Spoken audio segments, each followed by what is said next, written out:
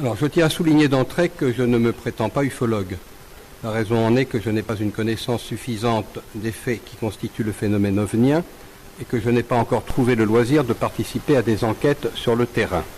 Je précise en outre que je n'ai été le témoin d'aucune manifestation d'ovni. Peut-être alors vous demandez-vous ce que je viens faire dans ces rencontres et à quel titre j'ai demandé à prendre la parole.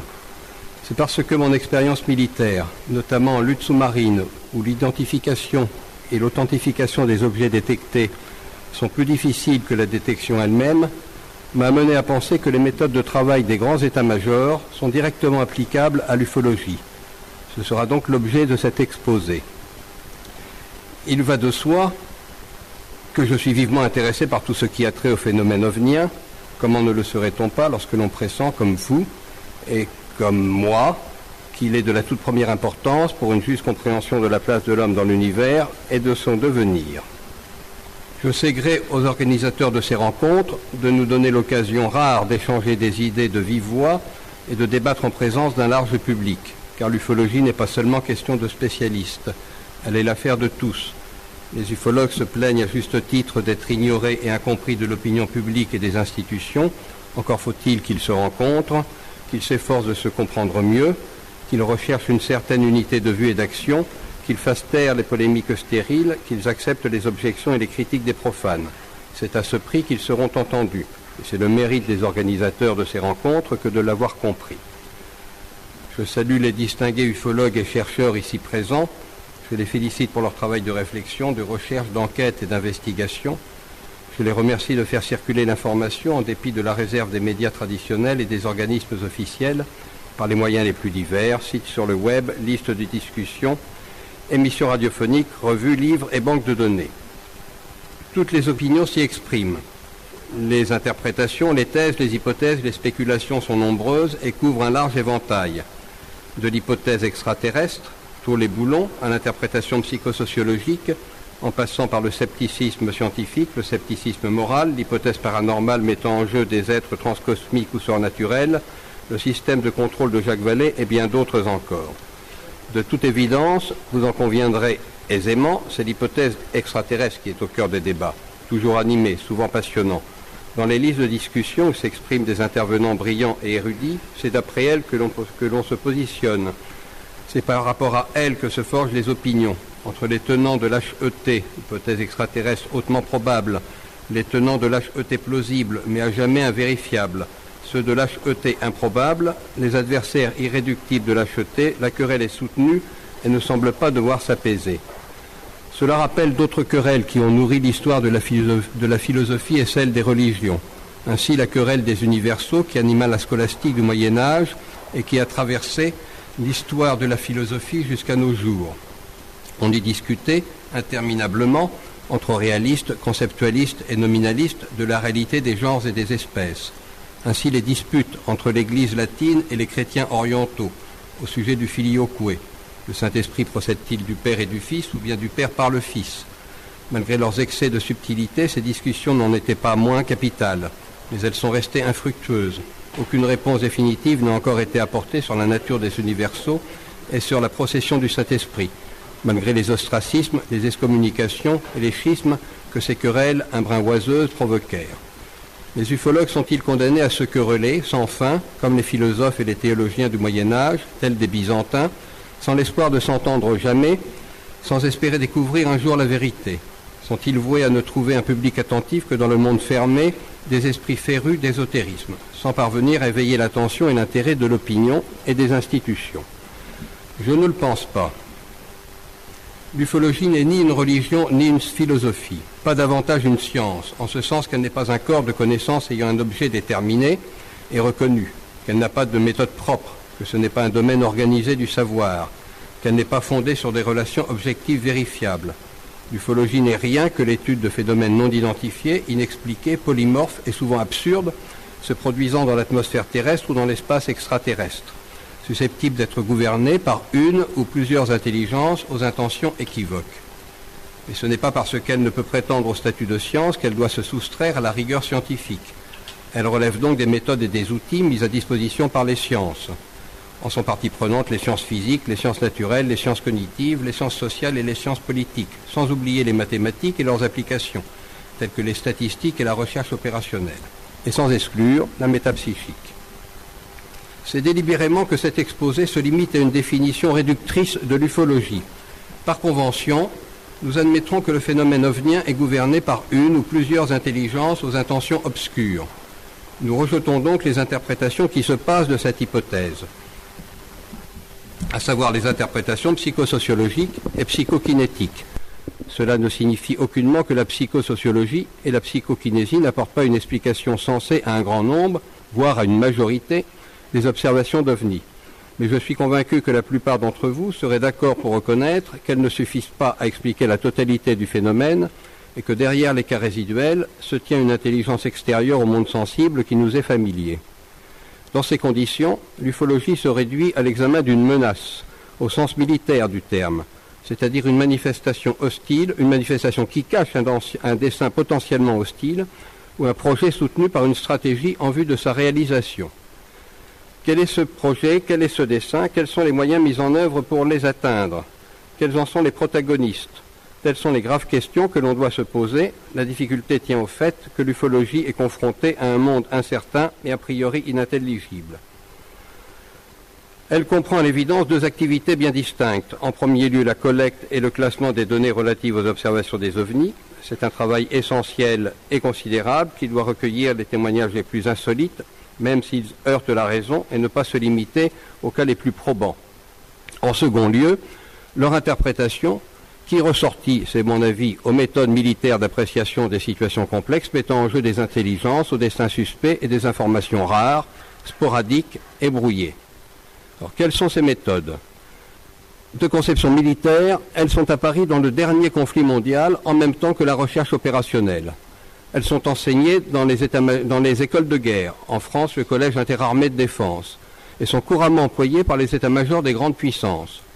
Les grandes entreprises elles-mêmes, contraintes de prendre en compte l'environnement économique et politico-stratégique et soumises à une concurrence où l'hostilité et la désinformation sont devenues la règle, les ont adaptées et adoptées. Adaptées à leurs besoins propres. Elles les utilisent avantageusement. Cela explique l'importance croissante de la métaphore et de la terminologie militaire dans les discours des dirigeants d'entreprise. Ainsi que la recherche opérationnelle. Elles ont pour objet de pallier l'insuffisance de l'intuition et du bon sens devant des situations confuses, aux paramètres multiples, relevant de facteurs purement objectifs et soumises à l'intervention du hasard. Mais contrairement à la recherche opérationnelle, elles tiennent compte de l'immixtion d'une intelligence extérieure douée de volonté et coupable de caprices, de comportements arbitraires, donnant l'illusion de l'irrationnel ou de l'aléatoire. Elles ne peuvent donc recourir à la modélisation mathématique ou à la simulation par calculateur. Ces méthodes sont particulièrement pertinentes face à des conflits asymétriques, opposant des adversaires aux logiques différentes, aux éthiques divergentes et aux modes de pensée étrangers, comme la lutte contre le terrorisme ou, le cas échéant, une intrusion extraterrestre. Sans chercher à en faire une présentation exhaustive. Disons simplement qu'elle consiste pour l'essentiel à se mettre délibérément à la place de l'adversaire en formulant des présuppositions sur la menace qu'il exerce, sur sa stratégie et sur ses comportements possibles. On passe chacune de ces présuppositions au crible des vraisemblances éthiques, techniques et opérationnelles afin de rejeter les plus hasardeuses et de ne retenir que les plus vraisemblables. Puis on les confronte aux informations provenant de l'observation et du renseignement. En cas de contradiction ou d'incohérence, on procède à la révision des présuppositions et à un filtrage plus sévère des informations. On effectue si nécessaire plusieurs itérations, car il convient d'accorder les présuppositions aux faits et non pas d'accorder les faits aux présuppositions. C'est un travail d'analyse qui se veut systématique et exhaustif. Il est nécessairement laborieux et fastidieux. Il oblige à ordonner la pensée, à formaliser les idées et les raisonnements, à procéder à des dichotomies, à paramétrer, à séparer les variables, à effectuer des études de sensibilité sur ces variables. Il évite les écueils de la pensée dite complexe, dont la confusion et la subjectivité pervertissent l'approche trop globale. Pour que ces méthodes soient applicables à l'ufologie, encore faut-il vérifier qu'il est raisonnable de formuler des hypothèses sur l'intelligence extérieure qui gouverne le phénomène ovnien. Si nous rejetons a priori l'hypothèse peu plausible d'une civilisation intraterrestre, nous sommes face à une alternative. Ou bien il s'agit d'une ou de plusieurs intelligences qui ne sont pas immanentes au monde sensible, qui nous transcendent, qui appartiennent en quelque sorte, pour employer la terminologie des sciences occultes, à une dimension inaccessible normalement à notre perception, qu'elle soit esprit, génie, ange, démon ou système de contrôle au sens de Jacques Vallée, ou bien nous avons affaire à une intrusion extraterrestre, c'est-à-dire à la visite non désirée d'êtres intelligents appartenant à une ou plusieurs planètes telluriques de la Voie lactée ou d'une autre galaxie, ou bien même à des univers parallèles. Dans le premier cas, sans préjuger de sa vraisemblance, nous sommes contraints d'admettre que nous serions totalement impuissants à découvrir les mobiles et les intentions de ces entités vaporeuses et irréelles et qu'aucune méthode construite sur un raisonnement rationnel ne serait opérante. Nous serions, sans aucune insinuation péjorative, dans le domaine de compétences des médiums, des spirites, des mages et autres praticiens des sciences occultes. Nous limiterons donc notre réflexion au second cas, celui d'une intrusion extraterrestre. La difficulté réside ici dans les écarts des connaissances et des stades d'évolution entre notre civilisation et celle des intrus, écarts certains pour ce qui est des sciences et des technologies, écarts plausibles des évolutions psychiques et biologiques et des évolutions sociales et culturelles. Tout revient finalement à la question de savoir si des êtres intelligents au niveau de connaissances inégaux et aux méthodes psychiques et biologiques éloignées seraient capables de se comprendre. À cette condition seulement, les présuppositions dont il était question tout à l'heure auront un sens et pourront être admises comme hypothèse heuristique. Une position est aujourd'hui en faveur chez certains ufologues et sociologues qui prétendent, après Carl Sagan, que les différences de connaissances et d'évolution sont en réalité des fossés infranchissables, rendant impossible notre compréhension, voire notre appréhension, ou même notre perception d'une intrusion. Poussée jusqu'à ses limites, cette position conduit à la théorie dite du babouin ou du zoo, qui voudrait que des extraterrestres pourraient être à nous ce que nous sommes aux babouins, et que nous serions donc dans l'impossibilité de comprendre quoi que ce soit des signes qu'ils nous abandonnent, qu'ils soient involontaires ou voulus. C'est, me semble-t-il, une pure fiction sans fondement aucun. C'est faire bien peu de cas de l'homme et de la société qu'il a érigée. L'homme est doué de langage. Il a développé des langues et des alphabets. Mais est-il permis de parler de bon droit d'un langage animal ? En vérité, le langage animal n'est rien qu'une métaphore, car l'animal, contrairement à l'homme, est avant tout soumis à des comportements instinctifs et ne possède pas de système de pensée organisé. La communication animale, à base de signaux non verbaux, qu'ils soient visuels, acoustiques, chimiques, tactiques ou gestuels, présente des différences irréductibles avec le langage humain. Elle ne permet ni de transmettre de nouveaux messages, ni de se référer au passé, ni de se projeter dans le futur. S'il est donc vrai que le fossé du langage est à jamais infranchissable entre l'homme et l'animal, en revanche, il ne serait pas un empêchement insurmontable entre notre civilisation et celle des autres mondes technologiquement, voire psychiquement supérieurs. En effet, tous les êtres intelligents de l'univers sont dotés, selon toute logique, de capacités d'inférence et de gestion du temps, et leurs schémas mentaux sont, selon toute vraisemblance, analogues, voire identiques. Des passerelles existent donc, soutenues par les acquis culturels et scientifiques déjà considérables de la société humaine.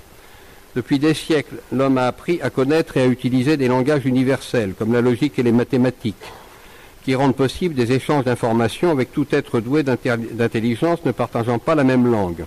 Il a développé des sciences avancées, comme la cybernétique et l'intelligence artificielle. Enfin, il est parvenu à élaborer des concepts d'une autre abstraction, vérifiés par l'expérience, qui touchent au fondement même de notre univers. L'espace-temps qui traite du mouvement relatif des corps macroscopiques et les quanta qui décrivent les propriétés dynamiques de la matière dans le monde microscopique où se tiennent les particules subatomiques. L'homme n'est pas la mesure de toute chose, contrairement à ce que les sophistes déclaraient avec Protagoras. On sait depuis Platon qu'il est permis de faire abstraction du sujet dans la connaissance. Les universaux, dont Bertrand Russell nous a rappelé avec force la réalité, sont des ensembles de concepts, de qualités, de formes et de relations de divers ordres qui existent dans toutes les langues du monde. Ils sont les éléments simples à partir desquels l'univers est construit. Ce sont les briques d'un langage universel utilisable par tout être intelligent pour communiquer avec quelque autre être intelligent en dépit des différences psychiques et culturelles.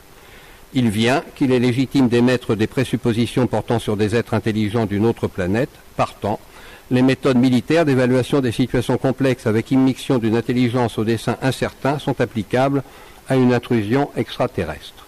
De quelle sorte de raisonnement ces méthodes participent-elles? Elles sont de type hypothético-déductif, puisqu'elles consistent à formuler des hypothèses et des conjectures dont sont ensuite déduites les conséquences susceptibles d'être vérifiées empiriquement par l'observation. Si elles trouvent une vérification expérimentale, elles sont validées. Si elles n'en trouvent pas, elles sont soit réfutées, soit rectifiées en un point ou en un autre, afin de les rendre compatibles avec l'expérience. Elles sont par construction itératives et adaptatives. Elles astreignent à une pensée formalisée et rigoureuse. Tout bien considéré, elles sont une application assez fidèle de la méthode scientifique élaborée par Karl Popper. Elles s'opposent au processus inductif de la pensée, qui consiste à aller du particulier au général, à justifier un énoncé général à partir d'un nombre limité d'observations. S'agissant de l'ufologie, la méthode inductive a malheureusement conduit à deux écueils. D'une part au scepticisme, car les visages polymorphes et absurdes que revêtent les manifestations ovniennes depuis une vingtaine d'années ne permettent pas de justifier un énoncé général. D'autre part, par extrapolation abusive, à l'élaboration d'interprétations hasardeuses, telles que l'hypothèse paranormale mettant en jeu des mondes parallèles et des êtres transcosmiques ou surnaturels.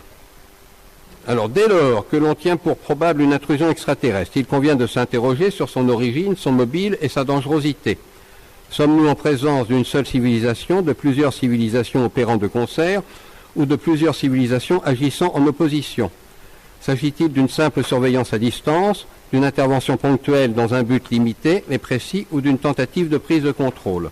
L'intrusion est-elle bienveillante, neutre ou délibérément hostile?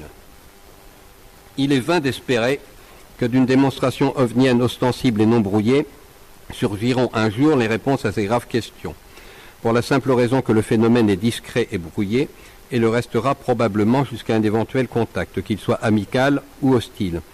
Faut-il se contenter des déclarations des témoins, des récits des supposés contactés ou abductés, des allégations des informateurs prétendument initiés, et s'aventurer ainsi dans des extrapolations imprudentes? Ce serait, à mon sens, se fourvoyer, car les informations recueillies sont toujours susceptibles d'être altérées, falsifiées, voire fabriquées de toutes pièces. En effet, il est de mieux en mieux établi que le phénomène ovnien est depuis son origine l'objet d'opérations de travestissement de la vérité. D'une part, la désinformation, mise en œuvre par des fabulateurs aux intérêts obscurs et par des agences gouvernementales motivées par l'enjeu stratégique, comme l'ont clairement montré d'excellents auteurs. D'autre part, le brouillage et le camouflage par les intrus eux-mêmes, comme certains ufologues l'ont déjà affirmé et comme le démontre clairement le cas de Fatima. Fatima, cas extraordinaire, à l'appui d'une hypothèse extraordinaire. C'est simplement une petite réponse que j'apporte incidemment à brillant orateur précédent. Des informations et brouillages sont si présents qu'il devient impossible d'extraire le signal du bruit, de faire la part entre la réalité et la fiction, de séparer les données factuelles des chimères, de restituer une information fiable et crédible à partir des seuls récits des acteurs, qu'ils soient manipulés ou fabulateurs. Les méthodes hypothético-déductives militaires d'appréciation de situations complexes sont censées lever ces difficultés. Voici en première approche un exemple d'un processus inspiré de ces méthodes visant à mettre sur pied une stratégie en mesure de répondre à une éventuelle intrusion extraterrestre. On commence par faire des présuppositions sur l'identité biologique des intrus, leur niveau scientifique et technologique, leur force de destruction, leur organisation sociale, leur éthique et leur politique d'intrusion. On effectue une mise en branche. On passe chacune de ces branches au crible des vraisemblances biologiques, scientifiques, sociologiques, éthiques et opérationnelles. On rejette les plus hasardeuses et on ne retient que les plus plausibles. Pour chacune des branches retenues, on fait de nouvelles sous-présuppositions portant sur les comportements, y compris les moins intuitifs. On les passe au crible de vraisemblance et on rejette les plus hasardeuses et on ne retient que les plus plausibles. On en déduit des stratégies estimées des intrus, il s'agit en l'occurrence d'extraterrestres, étant entendu qu'elles comportent nécessairement une part de désinformation et de brouillage. On construit le modèle d'une stratégie observée extraterrestre, sur la base des informations réputées fiables recueillies par l'observation. C'est là que la collecte des données intervient. Et elle n'intervient qu'à ce stade de l'étude, et non pas antérieurement. Antérieurement, il s'agissait d'hypothèse. On la compare point par point aux stratégies estimées que l'on a dégagées plus haut. et on vérifie l'absence de contradiction rédhibitoire. En cas d'antinomie irréductible, on procède à la révision des présuppositions ou des sous-prépositions et au filtrage des informations. On réduit les contradictions non dirimantes par la recherche d'une synthèse entre stratégie estimée et stratégie observée. On en déduit les stratégies les plus vraisemblables de nos intrus extraterrestres et on revient éventuellement à l'une des étapes antérieures lorsque les observations viennent les corriger. Alors, s'il est question de construire sa propre stratégie pour s'opposer à celle de l'intrus, on construit ses propres stratégies de façon à faire face aux stratégies les plus vraisemblables et on effectue bien sûr une étude de coefficacité sur ses propres stratégies car on retient si possible celle qui permet de se protéger contre la menace la maximale et si elle est sur le plan financier supportable, à défaut, on adopte une stratégie permettant de se protéger contre les menaces les plus probables dans la limite du coût consenti.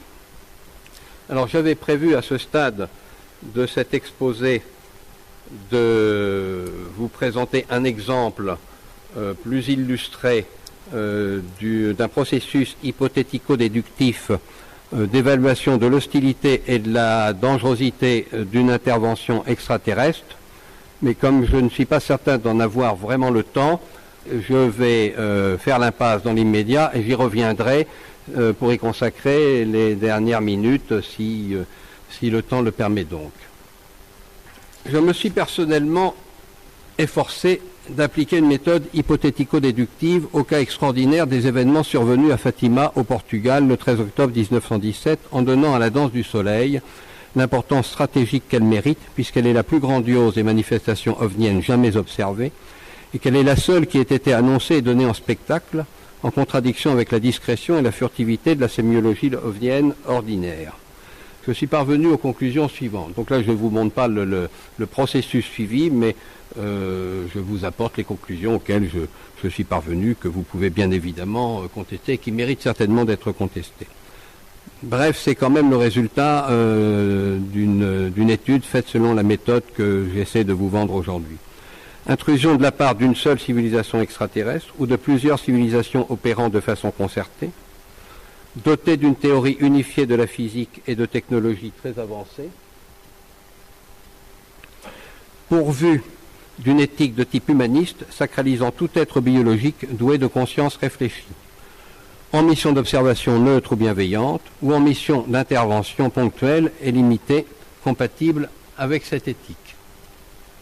Intrusion remontant à plusieurs siècles, peut-être aux premiers âges de l'humanité, ayant recours à une stratégie reposant sur la discrétion, la furtivité et le brouillage, de façon plus soutenue depuis un siècle, c'est-à-dire depuis l'accélération de nos connaissances et le développement rapide de nos technologies, dans le but de notre apprentissage progressif de l'existence des civilisations extraterrestres, sans provoquer d'ethnocide. Ce travail mériterait bien sûr d'être repris largement en l'étendant dans un premier temps à l'ensemble des observations ovniennes ayant un critère SVP au sens de Jacques Vallée important. Je vous rappelle le critère SVP de Jacques Vallée. S c'est comme la sûreté de la source, V comme la sûreté de l'enquêteur, V comme visite, et P c'est la probabilité que le phénomène ne soit pas naturel. Il est manifeste que c'est à l'une de ces méthodes que l'association Cometa a fait appel pour mener son étude Les ovnis et la défense, publiée en juillet 1999. Que les rédacteurs du rapport Cometa, qui ont ouvertement conclu à la nature extraterrestre des ovnis, soient tous anciens auditeurs de l'Institut des hautes études de la défense nationale, n'est pas donc pour nous surprendre. Il ne fait à mon sens aucun doute que de telles méthodes ont été largement utilisées aux États-Unis par les états-majors en charge de l'évaluation de la menace présentée par le phénomène ovnien. Que l'existence de ces études n'ait pas été révélée participe d'une politique normale de protection du secret. Remarquons enfin que d'excellents auteurs n'ont pas manqué d'utiliser depuis longtemps des raisonnements hypothético-déductifs dans leurs démonstrations, notamment pour mettre en évidence la nature extraterrestre de l'intrusion, ainsi que la désinformation et le brouillage qui altèrent gravement le contenu informatif du phénomène ovnien. Pour l'avenir, l'application de ces méthodes par les spécialistes de l'ufologie me paraît prometteuse. Elle requerra de larges compétences dans de nombreuses disciplines, militaires bien sûr, mais aussi scientifiques, politiques, sociologiques. elle sera nécessairement une œuvre collective, à l'exemple de l'association comme État. Je suis enclin à penser qu'elle sera en mesure d'attiser la curiosité des institutions et de convaincre les esprits les plus ouverts, en espérant que les médias suivront. Alors, en guise de résumé et de conclusion, je souhaitais vous présenter ce petit tableau d'idées clés qui ne parvient pas. Ma foi, tant pis. En guise de conclusion, je dirais que le domaine de l'ufologie est un monde potentiellement hostile, perverti par la désinformation et le brouillage, et manipulé par une ou plusieurs intelligences au dessein incertain. Les manifestations ovniennes sont donc possiblement brouillées et les données brutes issues de leurs observations doivent être exploitées avec la plus grande circonspection. Les méthodes inductives sont à éviter car elles présentent le risque grave d'interprétation abusive. Il faut leur préférer les méthodes hypothético-déductives dont les processus itératifs et adaptatifs sont pertinents pour extraire le signal du bruit dans un contexte où les faits sont susceptibles d'être travestis. Voilà, ben écoutez, j'en ai terminé avec ma présentation. Voilà le petit tableau que je viens de vous lire, que j'ai souhaité vous montrer. Et puis, si nous en avons un petit peu le temps, à titre d'exemple, nous pouvons montrer un processus hypothético-déductif qui permet d'évaluer l'hostilité et la dangerosité du phénomène ovnien, étant entendu que dans ce que je vais vous projeter, ce que j'essaie de vous vendre, ce à quoi j'essaie de vous convaincre, c'est d'utiliser, pas toujours, parce que les méthodes inductives ne sont pas à rejeter définitivement, mais de temps à autre, lorsque l'on va faire une étude de plus grande envergure, les méthodes hypothético-déductives qui consistent à faire des hypothèses et à voir ensuite si les conséquences de ces hypothèses sont compatibles avec les observations. Alors, ce que je vais vous présenter, je ne vous demande pas de le juger sur le fond, je vous demande simplement je vous le projette simplement pour que vous compreniez mieux, mais je pense que ça n'était peut-être pas nécessaire, le processus suivi. Alors, donc, nous en avons le temps, oui, je pense, il est moins 20, donc nous avons bien encore 10 minutes. Il s'agit donc d'évaluer la dangerosité et l'hostilité d'une intrusion de la part d'une civilisation extraterrestre. Dangerosité et hostilité n'étant évidemment pas la même chose, puisque si le phénomène est hostile, il est vraisemblablement dangereux, mais vous conviendrez avec moi qu'il peut être dangereux sans être hostile.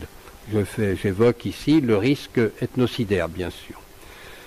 Alors, comme je vous l'ai dit, ce sont des méthodes où il faut séparer les variables, parce que la pensée complexe, qui est une pensée certainement très, très performante, n'est pas toujours utilisable. Il faut séparer les variables, et dans un premier temps, il faut, me semble-t-il, réduire l'étude en considérant uniquement les facteurs biologiques et éthiques et en se mettant dans l'hypothèse d'une seule civilisation coupable d'intrusion.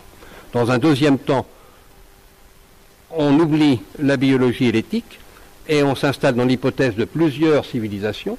Et dans un troisième temps seulement, on réunit les deux préétudes et en essayant d'intégrer à la fois la biologie, l'éthique et l'hypothèse de plusieurs civilisations. Ici, nous ne présentons donc qu'une seule, nous avons affaire à l'hypothèse d'une seule civilisation coupable d'intrusion. Alors je ne sais pas si c'est bien visible. Donc, nous avons affaire à un phénomène ovnien qui nous laisse supposer que nous pourrions être l'objet d'une intrusion extraterrestre.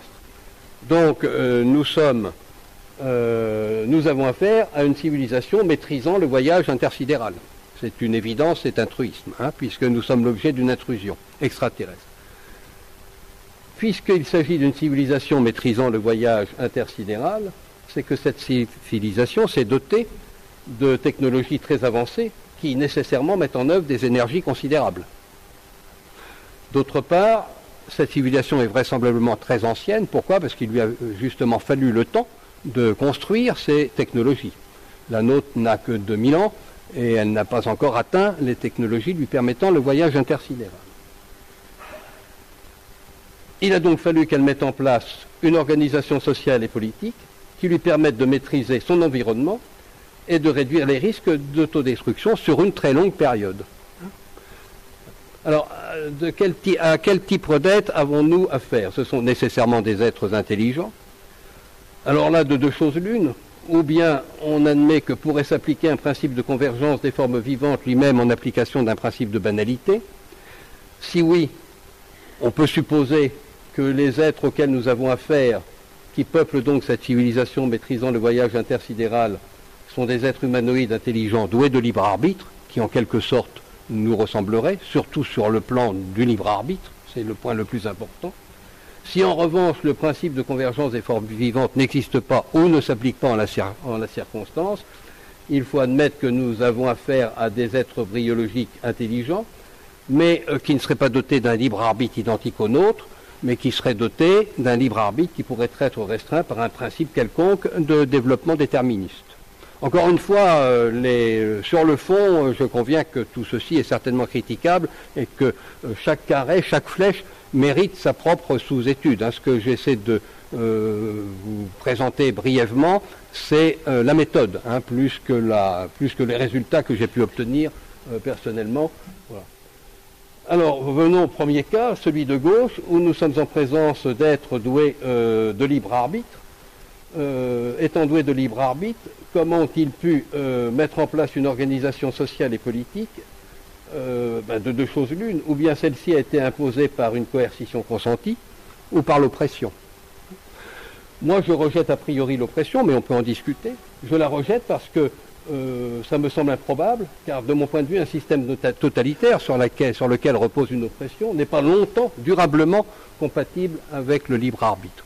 Je vous indique au passage que l'exemple que l'on donne souvent pour dire que nos intrus pourraient être hostiles, c'est que sur Terre se sont développés des empires, disons du mal, je pense au fascisme, que celui-ci n'aura vécu que 4 ans, et pour ceux qui considèrent que l'aventure communiste russe est également un système totalitaire inacceptable qui a opprimé l'homme, je vous rappelle qu'il n'aura vécu que 40 ans. Or là, il s'agit de faire vivre une civilisation 10 000 ans. Et je vois mal une organisation sociale et politique reposant sur l'oppression pouvoir conduire au développement de technologies très avancées auxquelles nous avons affaire actuellement. Alors, il reste, pour ce qui est de la partie gauche du schéma, uniquement une organisation sociale et politique imposée par une coercition consentie, qui repose donc sur une éthique, elle-même collective, affirmant la primauté de l'individu sur toute autre valeur. Venons maintenant à la branche de droite, où les êtres biologiques ne sont plus doués de libre arbitre au sens humain comme nous le sommes, mais qui pourraient être doués d'un libre arbitre contraint ou restreint par un développement, par un principe de déterminisme. Quel est ce principe? J'en ai pris 2, mais il y en a peut-être d'autres, et peut-être faut-il rejeter cela. Encore une fois, ne jugez pas trop sur le fond.